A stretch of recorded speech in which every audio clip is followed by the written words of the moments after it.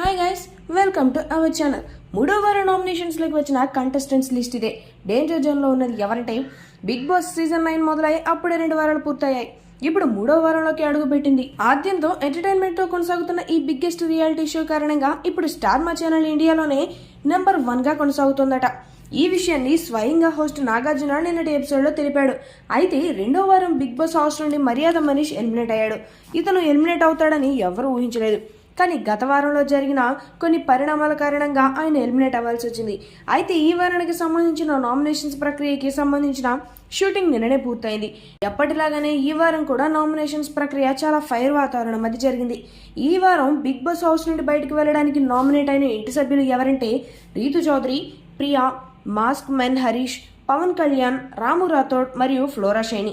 వీరిలో లెక్క ప్రకారం అయితే ఫ్లోరా షైని ఎలిమినేట్ అవ్వాలి. కానీ సోషల్ మీడియాలో ఒక పెద్ద మిషన్ నడుస్తోంది. ఆ మిషన్ ఏమిటంటే ప్రియాని ఎలిమినేట్ చేయడమే. యూట్యూబ్లో ప్రతి బిగ్ బాస్ వీడియో కింద ప్రియా ఎలిమినేట్ అవ్వాలి అంటూ నెటిజన్స్ కమెంట్స్ చేస్తున్నారు. ఆమెను ఎలిమినేట్ చేయాలనే ప్రక్రియలోనే ఫ్లోరా షైని ఈ వారం సేవ్ అయింది.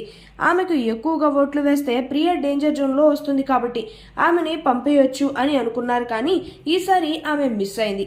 కానీ ఈ వారం కూడా అదే జరిగితే ఈమె ఖచ్చితంగా ఎలిమినేట్ అయ్యే అవకాశాలు ఉంటాయి. చూసేందుకు ఎంతో అందంగా ఉంటుంది. టాస్క్లు కూడా బాగానే ఆడుతుంది. కానీ ఆ బలుపు, యాటిట్యూడ్ మాత్రమే ఆడియన్స్కి అస్సలు నచ్చడం లేదు.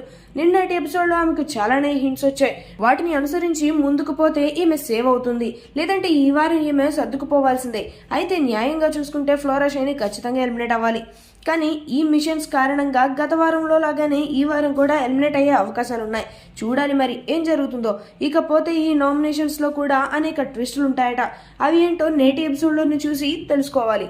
ఈ వీడియో మీకు నచ్చినట్లయితే లైక్ చేయండి, షేర్ చేయండి, సబ్స్క్రైబ్ చేయండి. Thanks for watching.